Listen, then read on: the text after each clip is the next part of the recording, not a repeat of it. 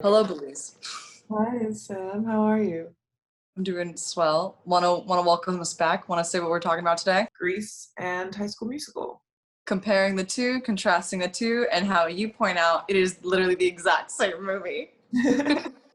What did you think when I first mentioned that? Had you heard Okay, it before? Or?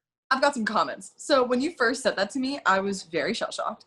I was very shell shocked that I was so dumb, and I did not realize that myself because it is literally the exact same movie. Two star-crossed lovers, they meet over the summer, they see each other when she moves into town, they're from different groups, like the whole clique situation becomes a whole freaking song.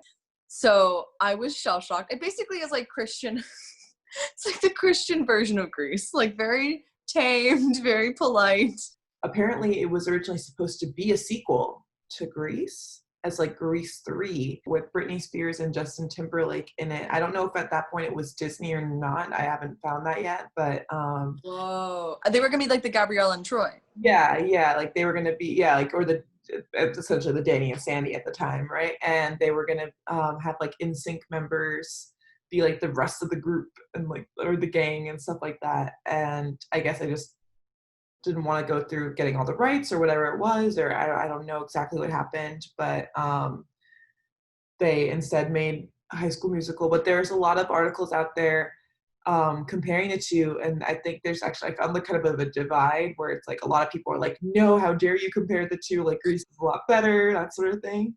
Well, the quality is not what's being compared. What's being compared is like the skeleton of the story. Yeah, I Yeah. agree. I don't think that you can compare the different films in that sense. It's just definitely, yeah, the overall plot line. I'm sorry. I'm still in my head thinking about like I'm word for word going through like the entire High School Musical film, and instead of seeing Zac Efron and Vanessa Hudgens, I'm just picturing Justin Timberlake and Britney Spears, and but I'm picturing it in the art style of Oops, I Did It Again, where she's like in like the oops, I like in the schoolgirl outfit. Apparently, Sharpay was supposed to be Rizzo's daughter as well. And I think they wanted Christina Aguilera for it and that sort of thing. So I'm just like, Why are we not funding this? This is godly. This is so good. Continue. I'm so sorry. Okay, so they're compared a lot in. I definitely agree that you can't really say that they're that one movie is better than the other or not, because they just do it very differently and they're reflective of different generations. What do you think they left behind in the old version and that they modernized in the new version? So they definitely toned it down. I don't know how much of that is Yeah.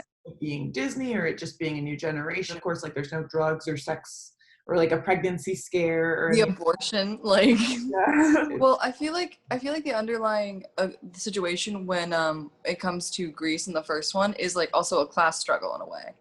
Like Danny comes from like the wrong side of the tracks, and I feel like that's something that they completely like evaporate from the story in High School Musical, like the modern version. Like the idea, like I feel like everyone kind of comes from a similar background of like suburban home. I feel like that's something they left out because you have the discrepancy with everything going on with Kinnicky and his situation. And like something I think they really left out in terms of women is the fact like Rizzo's big song, like There Are Worse Things I Can Do, is literally just talking about like the societal pressure of being a woman and like the dating scene. Whereas they make it in High School Musical more like, why is he calling me? It's so innocent. I do think that's Disney-fied. Whereas in High School Musical, I think what they really like latched onto was the idea of like cliques. And then what's interesting to me too is that you have seen like what the script looks like for the Grease on stage musical, and I've Yeah. seen the same for the High School Musical on stage. Yes. And so I know that we have different information as well based off of those scripts. Just for clarification, just for this video, because I know that we know the backstory, but what is your, as you're looking at the script and everything, what was your connection to the stage version of High School Musical? And then I'll say my connection to Grease. I played Mrs. Lynch in the Grease stage show. Not to toot my own horn at like 17. Were there big differences between, because you mentioned a second ago, you mentioned like an abortion or something like that. I don't recall Yes. being a thing. So as we were dissecting the script as an ensemble, our like directors, like their approach to like going about rehearsal was we would sit in a circle and we would all read the script constantly and just talk about every single page of the script, even if you weren't in it, even if you were literally just the ensemble, and we talked about like what was going on during that time period, like what is the underlying message in this song, in her character arc, like let's find bigger depth in these characters beyond just like what we already know to be Grease. And so when we got to Rizzo's part, obviously my directors were very hippie new age. As we got to Rizzo's part and Kanicki's part, we started dissecting the second act after like There Are Worse Things I Could Do. And when we got to There Are Worse Things I Could Do, basically what we all came up with as an ensemble was that she had had an abortion and like just was not going to tell anyone, wasn't going to share with anyone. And that's what makes her want to sing There Are Worse Things I Could Do. Because it was literally like, there are worse things I could do than like flirt and do all these things. And so what is her underlying thing that might be the worst thing that I could do? Wow, I love that interpretation. Right? Yeah, it's totally an interpretation. Totally. But that's why she gets more like...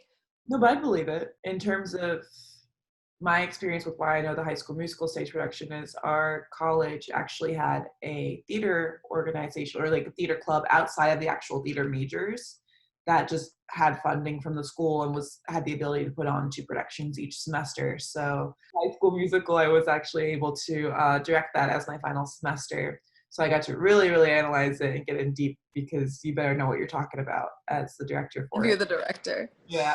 So they had 2 extra songs. One's called Cellular Fusion, which is essentially, it's a song where all the different classmates are finding out what's going on, that they're auditioning, and there's like, it starts off with phone calls, and it's just different people on their phones, all like both the jocks and the nerds simultaneously all freaking out over the phone as to this whole meshing of these 2 auditioning together. But I love that. I see why that would be in the stage version, because you have to make everything an interactive situation. Like, what's the school's reaction to this? Right. So Troy calls Chad, Gabriella calls Taylor, and then from there, Chad calls Zeke calls someone. Like it just becomes like a whole phone tree, and everyone's like freaking out, and it leads up to I believe status quo, which is why then you're like, oh, okay, a little bit more context for why they're freaking out and flipping out so much. Oh, wow. That's so sick. I kind of wish that was in the movie, but I can see how it's on the cutting room floor. Yeah. The name is terrible. I feel like Cellular Fusion is also kind of an homage to the name Reproduction in a way, but it's not at all related. And then the other one is I Can't Take My Eyes Off of You, and that was a duet that they sang together. Do you want to talk about like the dissection between... Like, can we talk about the couples? Like, the couples of, like, the differences and similarities of, like, Danny Zuko and Sandy. And then, I almost said Olivia Newton-John. Danny Zuko and Sandy and Gabriella and Troy. Like, can we talk about, like, their compare and contrast? Like, which do you prefer? Which do you dislike? I feel like Troy and Danny Zuko, like, they're pretty similar in their situations of where when they're not in their high school context of being around their friends or anything like that, they are able to just relax and be themselves, and they're actually much nicer and much sweeter of people than when they have to like put on like a show essentially. But do you think that Troy, like when he's putting on the show, like has as many I'm trying not to lead the witness. Good. Well, what do you... I feel like I feel as if when Danny Zuko is like putting on a show, he's like out of his way trying to be like rude to Sandy and just like all the women in the series. Whereas when Troy is putting, and that's definitely to the time period. That's definitely to the time period. You know what I mean? Like we come from multiple generations after people saying like, oh, when boys are mean, it's because they like you. You know what I mean? Like that's definitely toward the time period 100%. But then you see Troy, and Troy, I think, is only really ever mean to Gabriella like maybe once. And it's like really intense. It's like, what? Whereas he's just pretending to be like the big shot guy, you know? Right. Well, the only reason I think that Troy comes off looking bad to Gabriella is when he doesn't realize Gabriella is hearing what he's saying. Because when Gabriella's around, he's still very subtly like being careful about who sees them, that sort of thing, and like secretly rehearsing and all those things to keep up appearances, but he's never like mean to her, I would say. he like, you know what I mean? He hides her, so that's not great, but he's not mean to her. And the only time he comes off as like a full-on jerk is when they're in the locker room And and someone's recording him. they have a different level too, where they have their parents involved. So then there's that whole thing where when Troy is practicing with like Gabriella comes into the court and the dad basically kicks her out, that Troy doesn't do anything about it. Like Troy doesn't really stand up for her that much. Like he tries and it's like it's his dad. So I feel like that's the added, like in Greece we never see their parents. It just doesn't seem like part of that world. It would almost be jarring to see parents. Yeah, the only real parent or adult you see in Greece are the faculty. Yeah, exactly. But you never wonder what Sandy's parents thinking or something like that. Like it's But never I think that's also goes into the reason of why they're so helpless. I think that like also plays into a reason of like think about the time period that this is set in. Like Greece is what, the 60s, 50s? It's set during a time period where like, you know, kids are supposed to be like this perfect, picture perfect-esque, like Pleasantville almost kids, and like the stay-at-home mom and like the nuclear family, everything is just so picture perfect polished that this is almost like the secret life of teenagers. This is like Rizzo doesn't have anyone to like run to and talk to. Sandy doesn't have anyone to tell her like, hey, you're too good for this guy, you know? And she's smart enough not to tell him. She like, I don't even know where Zuko's background is, what his family is like, what his parents are like. And I think that almost would be too jarring and too shell-shocking. And so they just focus on like, you know, the life of teenagers, like sneaking out late at night, going to the drive-in, like, Yeah. like, could you imagine what the Greasers' parents were like? They were probably like not good people. Whereas High School Musical, they wanted to make it more wholesome. And so they wanted to show the fact that like, no, these parents are involved. I prefer the rebirth of the Sandy character in High School Musical, I will say. I prefer it. Just because like, she has more substance. Like Sandy just feels like to me very much like just like the pretty perfect girl. The Gabriella character is a Latin girl, American raised, single mom, brilliant. We see that she doesn't give a single whatever about anyone's opinion of her. And that's what's her constant conflict with Troy, is that she's like, I don't care. Why do you care so much? Right. You know? Right. Like she's still like the shy ingenue. That's the role she plays. Yeah. But for an ingenue, if we're comparing the two, Definitely, for sure, I agree. Because Sandy's also, her subplot isn't school performance; it's the other guy. It's the jock that she also starts to get interested in. yeah, and it's so weak. It's so weak. Like I barely like Almost like that's her whole issue, is like trying to find voice. and her song is hopelessly devoted to you. Whereas Gabriella's song, I actually really like that song because it literally starts with, it's funny when you find yourself looking from the outside.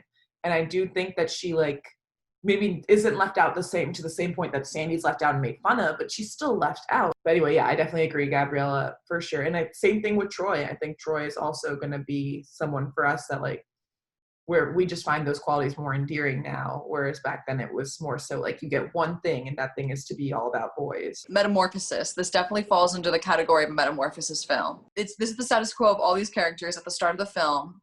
They are not going to be this way by the end of the film. In terms in regards to the Grease version, it's like, okay, well, Sandy's not cool. Like she's just not cool, and she wants to be cool. So Sandy chooses to be cool. She wants to be cool. She wants to fit in with like the pink ladies and the greasers. Like she wants to be the ultimate pink lady. And then by the end of the film, like all the pink ladies like join her and are like, yeah, you know what? Screw this guy. We're going to make you like the best version of what his dream fantasy could be, and like take it or leave it, you know? So that's like the final image of the film, is that she's decided to be a greaser. Whereas in High School Musical, everyone is in these different groups. Everyone's in different cliques. There really is no such thing as the greasers. We've completely taken them out of the story. Like greasers, like the lower caste of like the popular society does not exist anymore. There's like athletes, smart people, artists, and like burnouts, but they're so far in the background they only really come up in status quo, you know? Mm-hmm. Or like little things here and there. So no one is like trying to make anyone bad. You know, no one's gonna smoke a cigarette. in this movie. No one's gonna have a pregnancy scare in this movie. I feel like Status Quo is the best song out of High School Musical, because it is literally like the moral. It's the ethical like reasoning for the storytelling. Like if you didn't get it, this is the big song that's telling you status quo is dumb. Do whatever brings your heart joy. No one should care. If it brings you happiness and joy and love, do it. Okay, well, my issue isn't necessarily how the film does it, although there are issues with that. We won't get into that.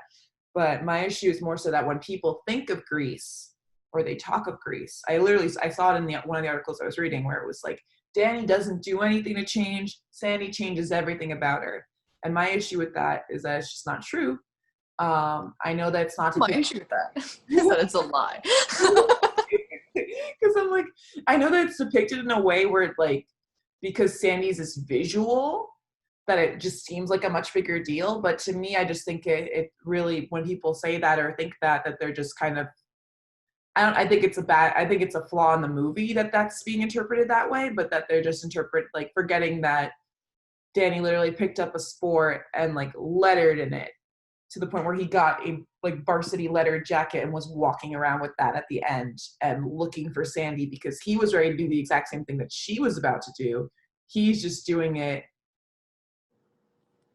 a lot more subtly because he's still wearing his same outfit, but he just has a jacket on over it. But his friends came up to him and approached him and they were like, what the heck? And he openly said that he like lettered in track and that he's like, that they don't need a leader and he's going to go to Sandy. That is actually the conversation they have.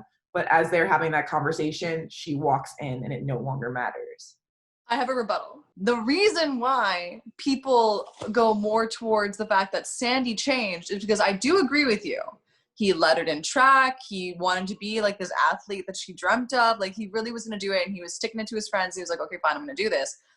In the song, when she rolls up, he takes off the jacket and puts back on his leather jacket.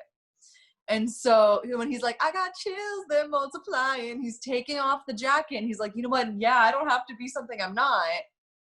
So the final beat is that like, yeah, Danny, don't worry. You don't have to be anything that you're not because I am totally okay with changing everything about me and becoming someone I never knew that I was. Because she did always want to be a part of that group. So obviously there's a part of her that like was super down and like wanted to open up this experience within herself. Whereas Danny tried track, he kept falling over, he hated it. It was so awkward. Like he's athletic, but it's not for him. He's like, I never wanted to like really do this. Like you don't really even have friends in that world. Like you're a cheerleader, but like who's you hanging out with? Like who is her crew? It's the Pink Ladies. Like, so it's not that she's like changing everything about herself in a bad way. He was going to change everything about himself in a bad way, in a way that was like not bringing him joy whatsoever.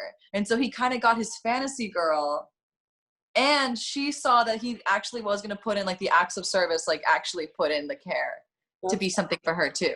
That's so interesting because to me, it's that she changed everything about herself in a bad way. Really? Well, she becomes a bad girl. She comes back, or she dresses differently. She like her hair is no longer even straight. Like they even changed that. She doesn't look like herself. Smoking a cigarette. Yeah, and she picks up smoking. Whereas his journey was that he quit smoking, and he tries multiple different sports before he finds track.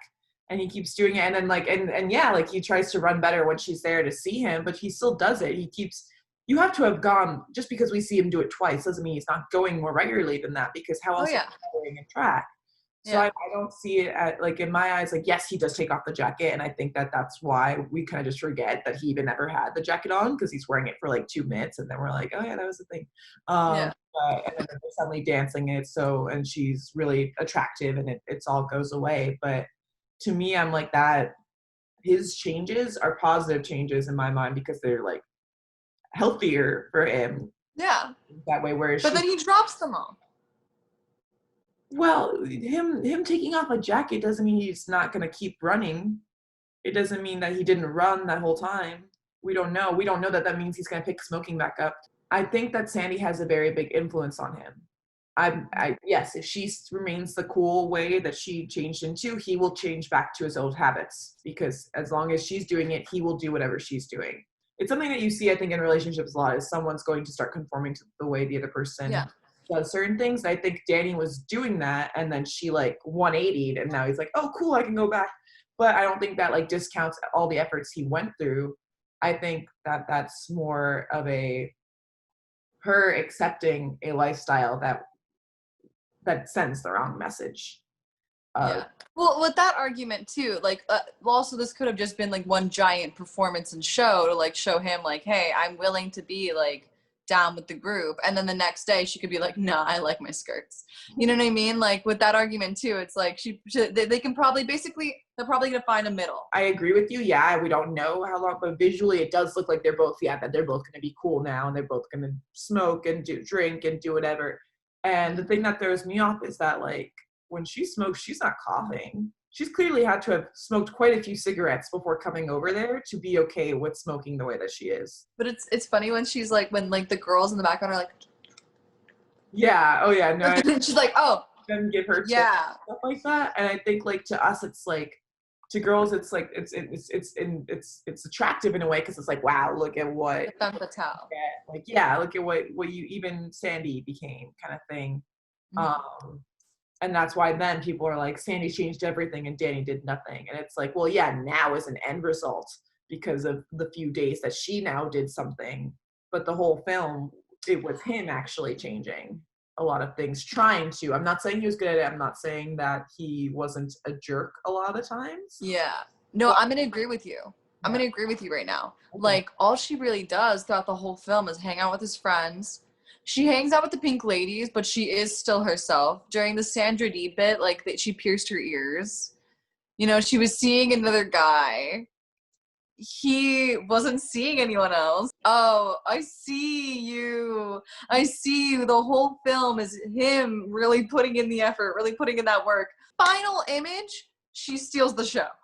Whole character arc and journey is his metamorphosis.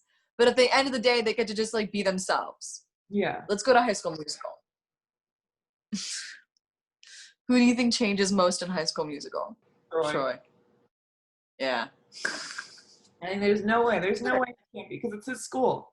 I feel like it has to be whoever is at that school that is changing more, because they're the ones that have more of that world. Gabriella, at the end of the day, is just like, I think she's always done science extracurriculars, so she kept doing that. And then she sang in a choir. So she has like stage fright. That's what she gets over. That's her issue with the whole thing, as to why she tries, like, why she quits easily or leaves. Because I think, I like that explanation, because I feel like almost if they didn't have stage fright be the reason why she's not able to perform without Troy, it would almost make her seem less independent, because she's like not auditioning or doing this musical without him. I will say, no one else really changes. They're not supposed to. They're not meant to. They change over time. They all kind of take the lead after Troy. Like, Troy has to make the big decision to change. We should talk about is how these men treat other women, not just the ones that they're interested in. Flaws that Danny Zuko really has, aside from all the times that he's like, been a jerk to Sandy, it's not that often that there are interactions with him and Rizzo being his most recent ex. But the fact that one of them is that sloppy seconds ain't my style. He does not respect this person at all. He is terrible to her. There was like a quote I read recently that I agree with so wholeheartedly. Like, it is so ridiculous. And it applies to this question that you're asking, which is like, if you only respect the women that you're attracted to, then you don't respect women. You know, like, you don't. Like, just because we love someone doesn't mean we can't like talk about their flaws. And both men, not very polite. Overarching, High School Musical, Grease, what are our thoughts? Overarching things. Let's do like a sum up, okay? Let's do Grease first. Overarching, changing for the love of another person is the main goal of the film. Like, they're changing for each other. And so it is okay to change yourself if it is going to help you find like the love of what you think to be the love of your life. because High School Musical does it different. I think it's about their love of being able to sing together and make music together. I think the moral of their love is very much like true love will help you become the version of yourself you always wanted to be. Yeah, I think the only difference in the two is that High School Musical, they have Kelsey to facilitate everything. In Greece, they don't have anyone like that that's doing that. But Kelsey, wouldn't you consider, I kind of think of Kelsey kind of like the Frenchie. yes, but I think she's much more active than Frenchie was. I think For Frenchie is sure. secretly a terrible person in a lot of ways. In a lot of ways, I'm not saying she's definitely a terrible person, but she's not a good friend to Sandy because she still makes fun of her just as much, but she pretends not to be. Oh, And that's my biggest pet peeve. yeah, she's almost like she's more fake than the others are in a way that it like gets me. She's also in these like pressures of like, these are my friends. I've known them for years. I've known them way longer than I've known Sandy. You Right. know, but she checks up on Sandy. She like makes sure that she's okay. You know what I mean? Like The part that I don't get, like I agree and I understand to some level that she's singing along with the song, Look at Me, I'm Sandra Jean, stuff like that, because her friends are right there. The part that bugs me is that when Sandy mentions that the person she saw over the summer is Danny Zuko and the others laugh, and then she was like, what was going on? And Frenchie's like, oh, nothing, after they've left. And Frenchie chooses not to tell her that Danny Zuko is someone who goes to this school. Like she could have secretly told her so that she wouldn't be ambushed. And she just chose to let her walk into the whole bonfire school experience completely shocked. well, she's a pink lady. Like the pink ladies in themselves are a gang. So like in Rizzo is their Danny. Rizzo is like their top dog. So it's like I feel like throughout the entire film, she's constantly like working towards like loyalty issues. Like she's like, I really like Sandy. I really want to be there for her, but like this is who I am. I think that it's the way that they play it, they seem more familiar in the beginning than they are. I think that that should have been played differently. And I don't think it, I never see it interpreted as her struggling. I feel like it's Because always they tried to. like she's just being fake. Like, or Yeah, I see you. I'm Sam. I'm Belize. Thank you guys so much for tuning in to our second episode. Come back next week for Princess Diaries 1 and 2. Yeah, and subscribe to our socials. And remember, we are Heartbreaker Films. Have a good one.